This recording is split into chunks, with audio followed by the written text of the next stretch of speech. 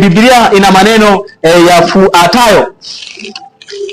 Kitabu cha Warumi 10 fungu la 9 inasema hivi: kwa sababu ukimkiri Yesu kwa kinywa chako kuwa ni Bwana na kuamini moyoni mwako ya kuwa Mungu alimfufua katika wafu, utaokoka. Kwa maana kwa moyo mtu huamini hata kupata haki, kwa kinywa hukiri hata kupata wokovu. Kwa maana andiko lasema, kila aminie hata tahayarika. Katika siku hiyo wale wako wamemwamini Yesu Kristo hawatakuwa na mashaka, hawatakuwa wanahangaika kama kuku wanayetaka kutetea hawatahangaika kabisa katika hiyo siku, kwa sababu tayari dhambi zao zimekwisha kutangulia hukumuni. Naam, zimepatanishwa kwa damu ya mwana kondoo, kwa mavazi safi kabisa ya mwana kondoo. Lakini pia unaposoma kitabu cha Ufunuo 3 fungu la 5 kwamba yeye ashindaye hatafutwa jina lake katika kile kitabu cha mwana kondoo. Lakini unaposoma kitabu cha Timotheo wa kwanza 5 fungu la 24 na 25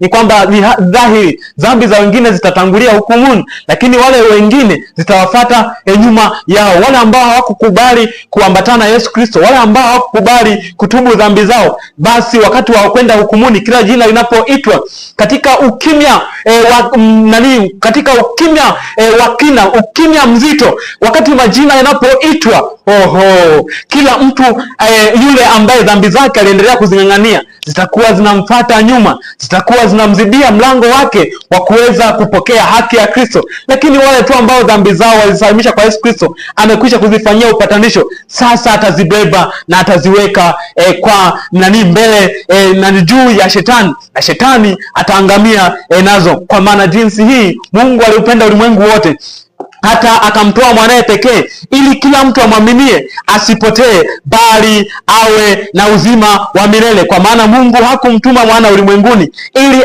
aje ahukumu ulimwengu, bali ulimwengu uokolewe katika yeye. Ni kwamba tumepewa muda mrefu kwa ajili ya rehema na tulipodondoka dhambini ibidi tufe, lakini Mungu akawa ametupatia nafasi ya pili. Kinachotakiwa kwetu ni kuitikia tu hii ahadi ya Yesu Kristo kwamba anataka atuokoe. Tulikuwa tumetanga mbali, ndio, lakini anataka aturejeshe. Sasa kinachotakiwa kwetu ni kuitikia tu hicho, na habari ya kushika sheria zake, habari ya kuishi maisha ambayo Mungu anayataka. Tukisha kumpokea, basi yeye mwenyewe ndiye atakayetusaidia na tutaweza kufanya hiyo tutaweza hata kushika amri zake, tutaweza kumtii.